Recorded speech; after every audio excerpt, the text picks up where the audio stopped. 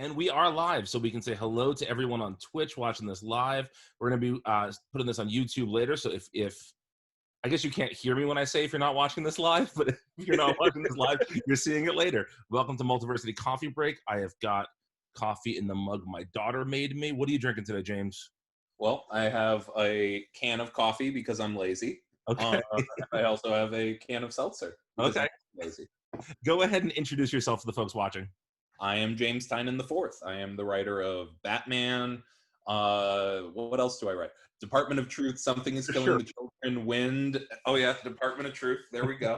You can buy pins on my website right now. But yeah, no, and then I'm the publisher of a horror anthology magazine called Razor Blades. So I want to start by talking about Razor Blades. I'm going to ask you a question that is so deep in the weeds, you're not going to have an answer for it, but I'm going for it. All right, I'm excited. Are you familiar with Scarlet Street? No, I'm not. When I was a kid, so I don't know how old you're. I'm 38, and when I was a kid, I was really into horror stuff, and my dad used to take me to the Chiller Theater Horror Convention in New Jersey, which was this like big horror convention, and we used to buy these magazines called Scarlet Street, and it was half horror short stories and half essays about old horror movies. That sounds incredible. It was incredible. It was this great like doorway into horror like literature and all that for me. And so when I heard about this, I was like, oh, this is a comics version of Scarlet Street. But apparently that's not a thing you heard of, so that's okay. And part of that is just I was a late adopter to the horror genre. I was the sort of kid who was terrified out of his mind by all things horror. And I started like dipping my toes in high school. And then in college, college is when I realized that I was the kid who would walk down the aisle of the video store and like not make eye contact with the VHS tapes of all the different horror movies. Mm-hmm. But I would always walk down that aisle. And I realized later that the stories that I was building in my head were much scarier than the actual movies themselves. And that's sort of what sent me down the path of writing horror. But it was something that I only started getting into it a bit later in life. And then, so it's, I've been really, honestly, one of the big things is like this whole year is I've been discovering all of these great treasure troves of horror material, especially through anthology comics, 1980s and early 90s anthology horror comics. I've been just like buying them in droves off eBay and just bringing them into my home and my life. So what was the horror thing like when you realized in college that you were going to start dipping your toe in the horror water? What's like the first thing that really hit you? What's the first piece of horror media that you fell in love with? That's a really good question. Honestly, it was the works of Stephen King, because that was it was something that I had started down the road, because I started creating these like little barriers for myself where it was just like, I loved Sandman, but I didn't consider Sandman a horror comic. I loved Hellblazer, but I didn't consider Hellblazer a horror comic. Okay. And then I started picking up things that were Stephen King novels, which were prose. I could read a prose horror novel, and I loved that, but I couldn't watch a horror movie. Okay. And then I started watching horror movies, and it's like, you know what? I can watch horror movies, but I won't watch horror movies with too much gore. And then I just kept going down. But Stephen King was the one where I started just going like book by book by book, because, I think you can sort of see in my, the sort of work that I do. I do gravitate towards some of the mass market stuff, like people who, Steven Spielberg is one of my favorite directors. And I love picking apart exactly how he builds something that really is for everyone. And Stephen King does the same thing, but in the horror space, by really grounding everything in all of these human characters and human emotions, and then just ripping it all apart.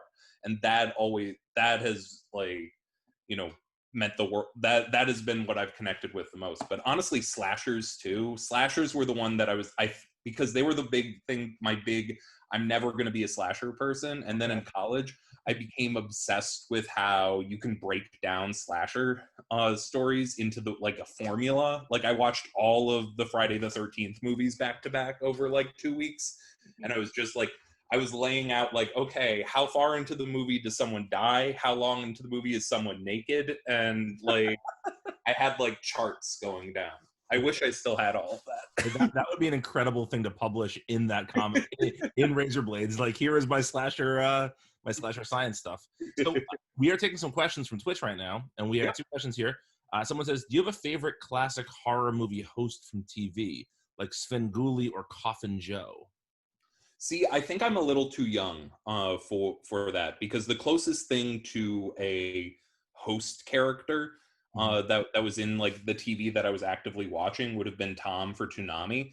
Like they're really like, by the time most of the things that I grew up watching, because I'm 32 years old, so I'm still a bit of a baby. So you know, by the time that I was like watching TV and all that, they had kind of gravitated away from that, and when they did it, it was more a pastiche.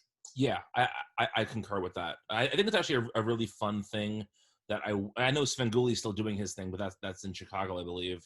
But I feel like now with the internet, it would be a really easy thing to do. Like just have someone have a Twitch channel or YouTube channel or something like that and do it. But and maybe folks are. I don't know. The other question we have here, and this is about Department of Truth, which is you know, the shirt you're wearing right now and your new Image series. How do you divorce yourself when writing the Department of Truth when real life is very much stranger than fiction?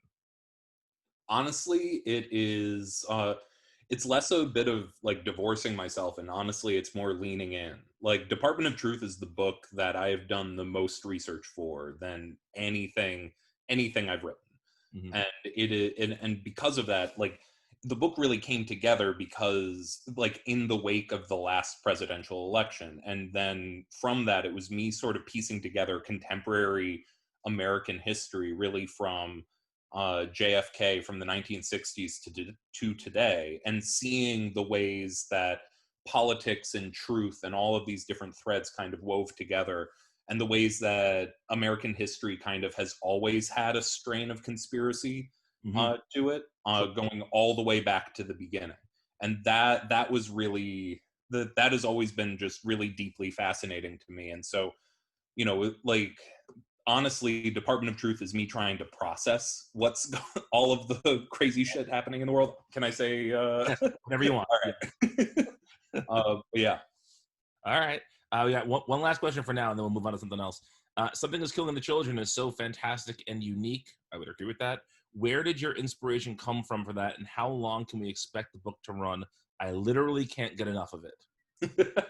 Honestly, you know, when I talk about you know, some of my creator-owned works, like Department of Truth, I can tell you, like, I cooked that up in 2017, and in 2018 I wrote a 20-page Bible for the story that I am still basically following. Like, I've accordioned it out a bit because the book's successful, so it can run for longer, but you know, I'm still following the blueprint of the plan I laid out a few years ago. And you know, Wind, I'm still following the blueprint I laid out when I was a 15-year-old kid, and I came up with that was the like fantasy novel that I would sort of jot notes down when I was supposed to be paying attention in history class. But with Something Is Killing the Children, I envisioned something very different, because at that point I was, you know, and I probably shouldn't say this, I was feeling really, really sick of writing superhero comics. I hadn't written a creator-owned comic in about 2 years, and I needed to do something that just sort of like let me do something very different.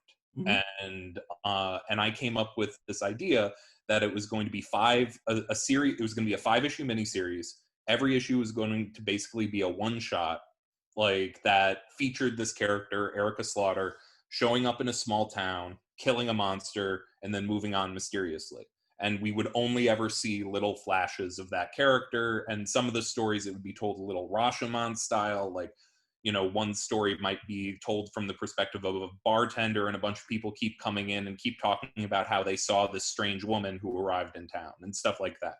It was me trying to basically stitch together a series like the kinds of Vertigo books back in the day, like a Hellblazer, where, you would get those kind of standalone John Constantine stories. But I started writing the first issue, and it took on a life of its own. And literally halfway through writing that first issue, I was like, this is not a one and done story. I can't resolve this by page 22. I need this to be, I need the whole first arc, the whole 5 issues to tell one story. Then when I was starting issue 3, I was like, okay, I can't tell the whole story in 5 issues. And it just kept expanding from there. But the first story cycle ends with issue 15, the end of arc 3. That tells the whole Archer's Peak story, but Erica Slaughter's story is a much bigger story. And thankfully, the book has been tremendously successful, and we have huge plans for it. And I know what the next 15 issue story cycle would be, and I have an idea for one beyond that. So as long as people are still buying the book, like I think I'm going to be working in and around the world of Erica Slaughter for a good long time. That's very cool to hear. Before we get into our main topic for today, I just wanted to also quickly mention all the stuff you're doing at DC with Batman right now. You are writing the Batman ongoing. The Punchline special came out yesterday, I believe, right? You wrote some death metal stuff. Was Multiverses End the last one shot you did? I did that and The Rise of the New God, and then I have and then aside from some of the stuff that I co-wrote with like Scott and Josh, I also have a Batman short in the War of the Multiverses special coming up. Oh, okay. Yeah, no, Multiverses End, I specifically want to talk about for a second, because as a continuity geek, that was just like, manna from the gods. It was really, really fun. Who was your favorite of those multiversal characters to write? It's a tie between Owlman and Captain Carrot. And honestly, the Owlman stuff is what really led me to that issue, because I had been saying for a long time, and it was something that I was hoping to, there was a half second in a world where I didn't take on Batman, I probably would have stayed on Justice League through this. And I was just like, I wanted to get to Owlman, because who's going to have more of a grudge against the Batman Who Laughs than the original evil version of Batman? Right. And I really, really wanted to tell that story. So I'm really happy I was able to do that. But then Captain Carrot, I put in there because I just wanted, you need that kind of bit of multiverse lunacy in there. But then writing him, I just found, I just wrote him really earnest and very sweet. And I just really, really liked writing Captain Carrot. Well, Captain Carrot and Guy Gardner becoming pals is something I would have never, that was never on my bingo card. I don't know how you dreamt that up, but that's insane. But fun. But really fun.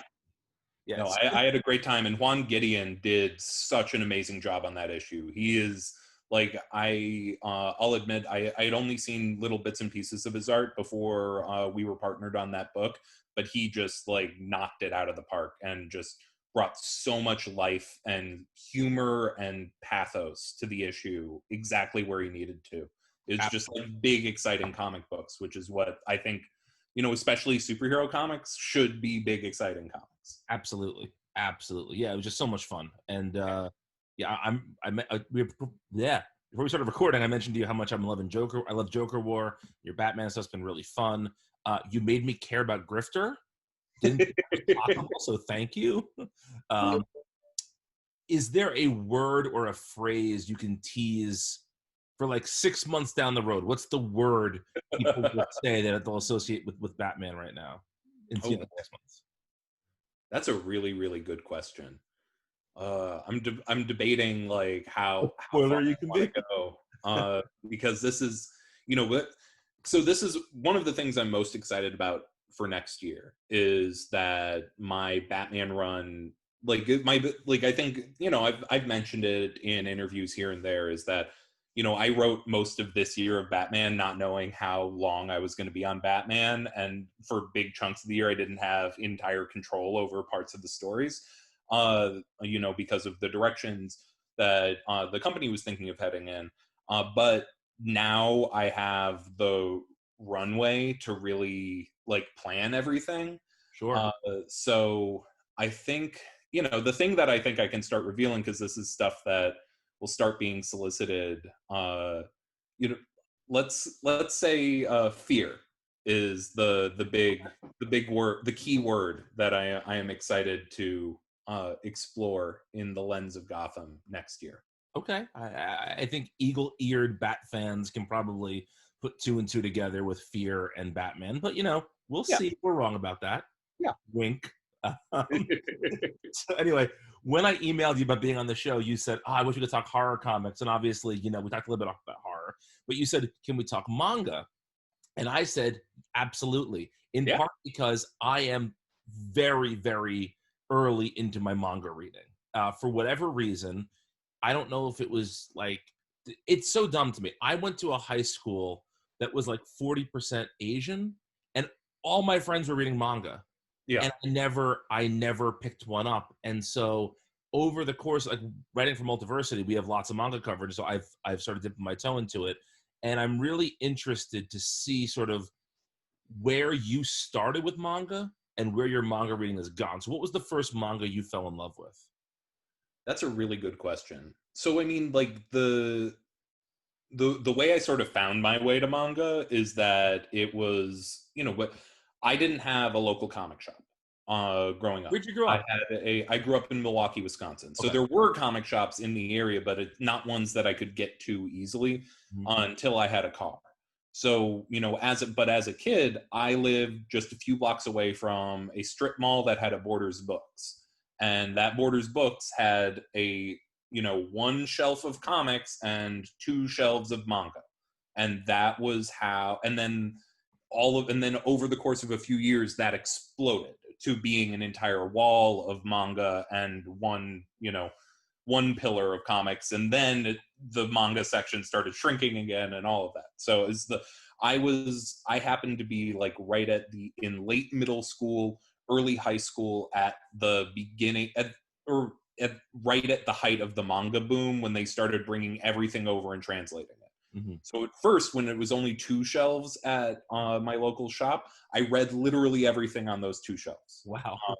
So that's also why I'm a DC person, not a Marvel person, because Marvel has always been shit about keeping their stuff in collected editions. Mm-hmm. But I read Kingdom Come, I read Young Justice, Sins of Youth. I read some Vertigo stuff. That was my introduction into the whole world of superhero comics. Okay. And at the same time, I was being drawn in, and I was never really like an action manga. Like I wasn't really I was getting that out of my superhero stuff, but I never really got into Dragon Ball, and I think One Piece would have started around then. I don't think Naruto would have started yet. I think that was a few years later. But I never really went down that path. I was much more.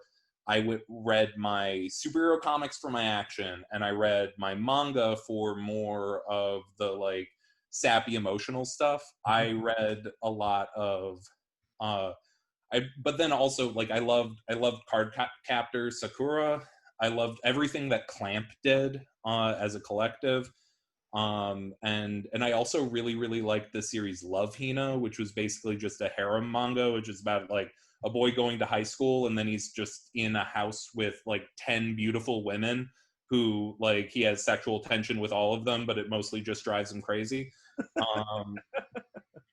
I'm sure I would be horrified reading some of these today, but those were the sort of books I gravitated towards. But as my tastes got a bit more sophisticated, I found Akira, and Akira changed the way my brain worked, and is still one of my favorite comic series of all time.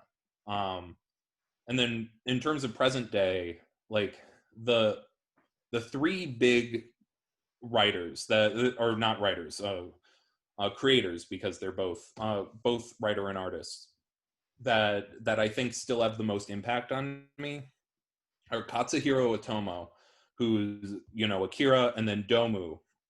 Domu is very hard to find for whatever reason. It hasn't been in print for a number of years, but if you can get your hands on it, you can see it's really it's a battle between two telekinetics, in a city, and it's just it is incredibly scary, and it is it's all of the stuff that then he would take and bring into Akira, but in a much more concentrated, smaller story, Sure. just a single volume story, and it's absolutely phenomenal.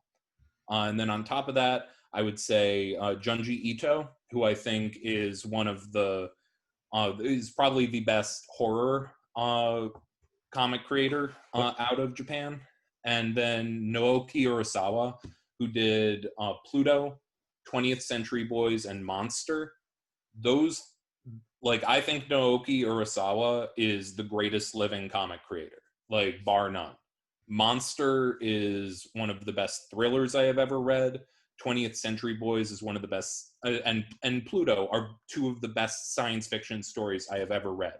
Like 20th Century Boys is like a science fiction version of It, just about playing with these children's childhood and then their present day, which is in a dystopian sort of present. Yeah. They were just absolutely phenomenal series. But yeah. I actually just read the Sneeze collection by Urasawa yesterday. Oh, awesome. Which is like a coincidental thing that happened. But that's I just got that. I haven't read it yet. Well, so that has it's all short reprinted stuff, but it has like he's a he's a musician as well, and so it has like stuff about him going to see Paul McCartney at the desert. There was like a festival in the desert a couple of years ago, and it talks about like some Japanese folk music I wasn't aware of that I then sought out last night. That's amazing, and it's a great collection. But what I was struck by in this collection is just how story to story he's doing such vastly different work. And I feel like in American comics, you rarely see writer artists who can go from sci-fi to animal comics to autobiographical stuff as seamlessly as he does. Yeah.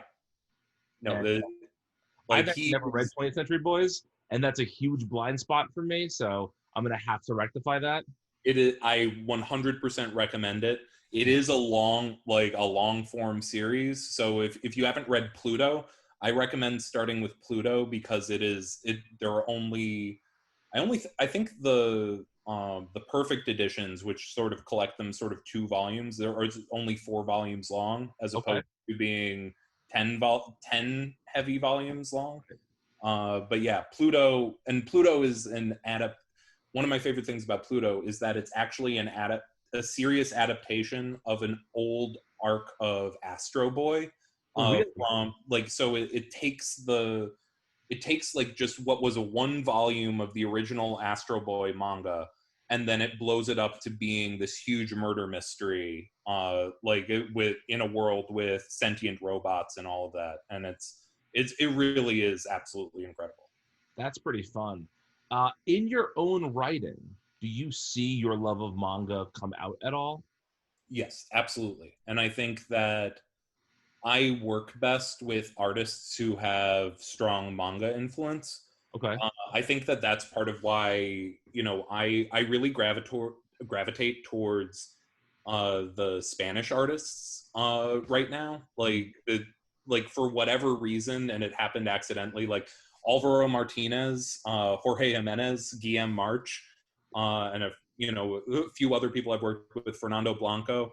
Like they're all sort of in a similar school where they were raised on both like equal doses of manga and Western comics and European comics, of course. Yeah. So it all blends together really perfectly. The biggest thing that you can see it in my writing is reaction shots. I love a good reaction shot.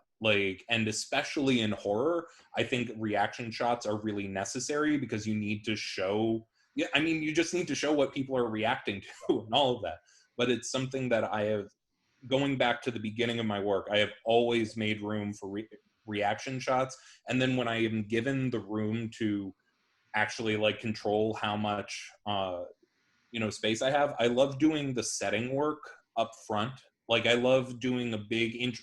Because what they do with manga is they do 4 or 5 pages of really hyper detailed setting work where it's page 1 you see a full image of a city, page 2 you see a bunch of random shots of here are some electric wires, here some telephone poles, here's some people haggling on the street, here's coffee shop. Yeah, yeah. coffee shop, and then all of a sudden, like as you're sort of panning through and you understand where this is happening, you start to see the actual location where the story's happening.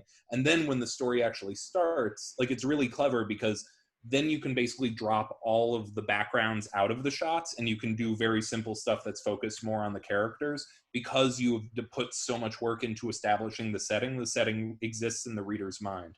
And I've always loved that. That's really cool. I was gonna say, I think that in a lot of ways, Ghostmaker feels like like a manga rival character. Oh yeah, no, 100%. Like that is exactly the trope that I am going for. Yeah. Like that 100, because, and I mean this is something that goes back to, it's funny because the the origin of Ghostmaker was that originally I started cooking up a pitch for when DC first launched its you know, YA division, and I never had the time or bandwidth to like fully develop it, but I came up with this pitch of the Young Adventures of Bruce Wayne, where it's like, why don't you do like a One Piece style, like young boys adventure comic of Bruce Wayne going out in the world to train under all of these different masters and like finding friends along the way.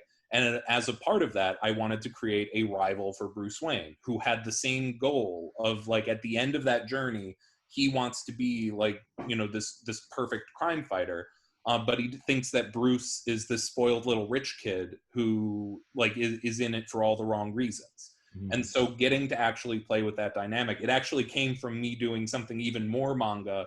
And then that idea is just sat in the back of my head for the last 4 years. Before two of my friends throw things at me, I have to give them credit. Zach and Vince, my podcast co-hosts, they're the ones who pointed that out to me. That was not my observation. But, you know, I don't want to tell them that it was very well observed. I don't want to steal valor here, so I just want to make sure that they get the proper notice for that. But I mean, like honestly, my whole Batman run is like the manga influence is tremendous. Like, and I think you can see that down to like Clown Hunter is very much me. Yep. Like that is me trying to do like Akira Street Gangs. Like everything I did in Joker War was me trying to do kind of Akira Street Gangs, like in the street. And that's part of why I wanted to work for the Clown Hunter story with an artist like James Stokoe, who can like draw all of that out. And honestly, the like James Stokoe did the full 38-page Batman annual coming out next month, and it's a Clown Hunter story, and it is probably one of the most gorgeous single issues of Gotham anything that I've ever done. So I'm very excited about that. He's just a beast, that guy. Oh, yeah. Man. Oof, I can't wait to read that now. All right, so you recommended a couple of manga for our readers, listeners, whatever they are right now, to check out. If you could offer sort of one more, maybe an under the radar manga that people aren't as aware of, where would you say they should dedicate their reading time this next week? So one of the things that one of the manga creators who just came on my radar over the last year is a creator named Gao Tanabe. And he has been adapting the works of H.P. Lovecraft into manga form. And there are 3 volumes of that available right now through Dark Horse, including a 2-volume version of At the Mountains of Madness, which honestly, I think I prefer to reading the actual original short story, because the secret about Lovecraft is his prose is dry and terrible, but the ideas behind it are great. So strip out the prose and just get the dread of the story and the meat of the story, and you get something really, really special. So At the Mountains of Madness by Gao Tanabe, which was nominated for an Eisner this year, I highly, highly recommend. I also recommend on the complete other end of the spectrum is Witch Hat Atelier, which is just like the world has been a very dark place this past year, and I took one weekend where I just read the first 3 volumes of Witch Hat Atelier, and it just made me feel nice. It's just like it's about a kid who's like, you know, learning magic in a world where who wanted to grow up to be a witch and didn't think they would ever be able to, and then being brought in. Like, it's a story you've seen in other permutations before, but it is just told A, with some of the most beautiful art you have ever seen, and B, it is just told like sweetly and succinctly with incredible art. So yeah, I could not recommend Witch Hat Atelier more strongly. Well, that will definitely go on my to read list as well. So I want to sort of circle back to Razor Blades before we go. Yeah. What made you decide that you wanted to publish this anthology yourself? You know, it's one thing to be a fan of something or to make a create your own book or a short story, but an anthology is a whole different beast, and it seems like it's a fair amount of work on your end. So what made you decide you wanted to publish this? I mean, honestly, it came out of a scary moment this year when the entire comics industry shut down. And in that moment, I realized that, okay,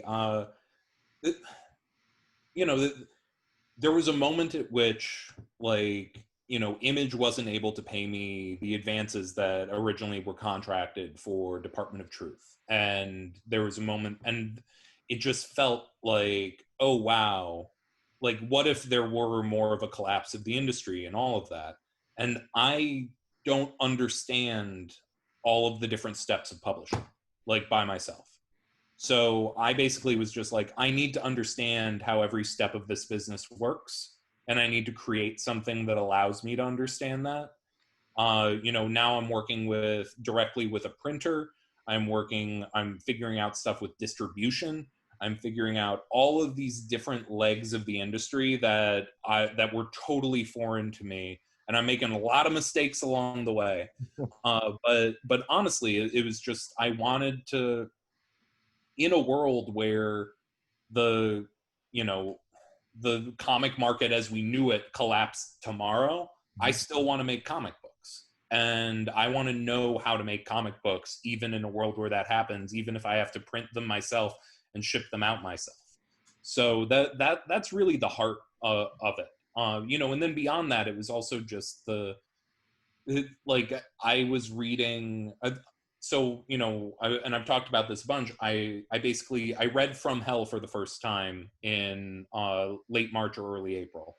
And partial, not because I hadn't had it, I had a copy since I was 18 years old. I just always wanted there to be a great Alan Moore comics that I could save for a rainy day. And the rainy day, what? Did you watch Lost? Yes, I did. This is basically your Dickens novel that I'm gonna get yelled at. Right? What? Desmond? Yeah. Desmond. Oh, Desmond. You're right. Didn't read. Okay, sorry. I had to throw a lost something. Go in there. Go ahead, man. No, you're. But yeah, I did the same thing with Vonnegut stuff. I wanted Slaughterhouse 5 to be the last Vonnegut book I ever read, but I gave up on that one in college. Okay. But I did read like 8 Vonnegut novels before reading Slaughterhouse 5, so I think I made a pretty good run.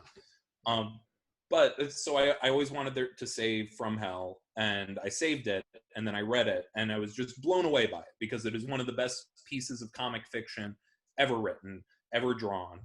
And the thing that struck me the most is that they don't make comics like that anymore. And what I mean by that is that From Hell exists in the now barren valley between mainstream direct market comics and alternative comics, like the sort of books you get from Fantagraphics and Drawn and Quarterly and stuff like that.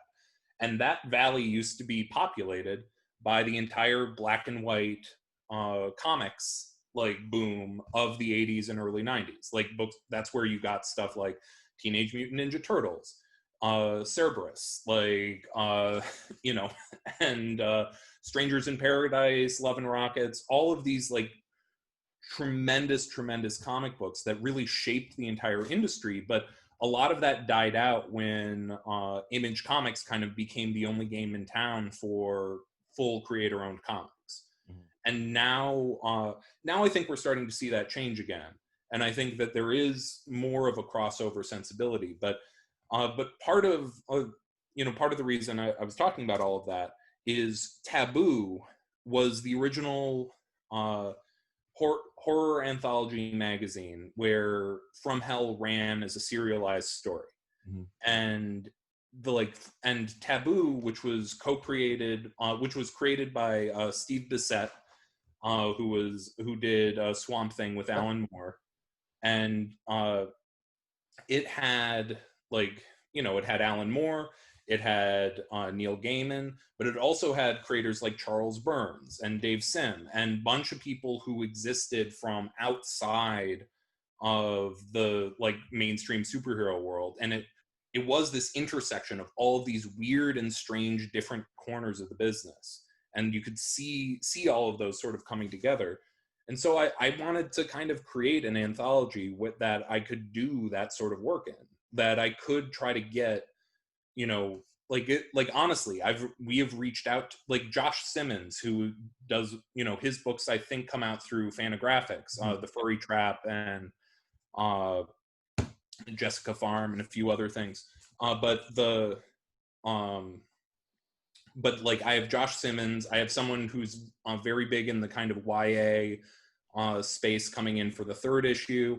But it's I wanted, and then we have all these horror illustrators, many of whom have never done any comics work, who just mostly do horror illustrations that they sell as prints online.